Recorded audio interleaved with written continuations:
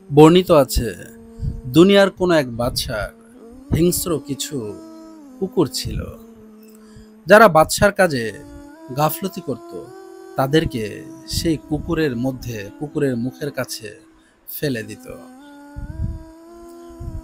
বাদশার এক উজির ছিল সে বাদশার এক উজির ছিল যে ওই বাদশার জন্য বহু বছর ধরে কাজ করেছে।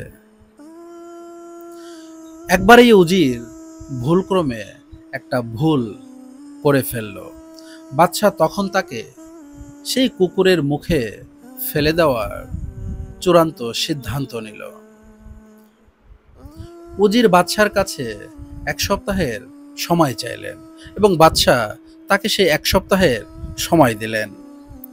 উজির তখন কুকুর দেখাশোনাকারী কর্মচারীকে বলল, তুমি বাড়ি ফিরে যাও, তোমার পক্ষ থেকে আমি 1 সপ্তাহ এই কুকুরগুলোকে দেখাশোনা করব।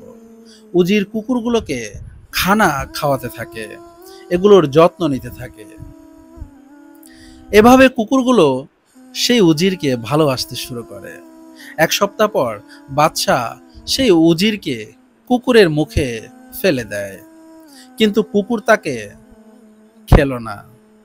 বাদশাহ তখন আশ্চর্য হয়ে বলল, তুমি কি কুকুরকে জাদু করেছ? উজির বলল, কখনোই নয়, আমি তো মাত্র 1 সপ্তাহ এই কুকুরগুলোর খুব ভালো করে যত্ন নিয়েছি,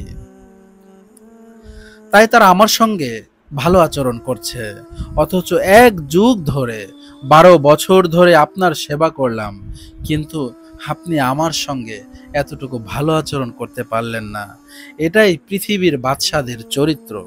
আসমানের বাদশার চরিত্র সম্পূর্ণই ভিন্ন। কেউ যুগ যুগ ধরে তার অবাধ্যতা করলেও তিনি মুহূর্তেই তাকে ক্ষমা করে দিতে পারেন।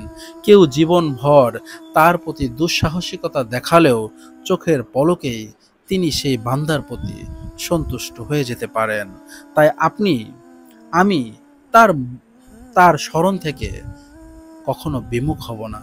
আমি যখনই ক্ষমা চাইব, তখনই সেই মহান রব আমাকে ক্ষমা করে দেওয়ার জন্য সদা প্রস্তুত আছেন।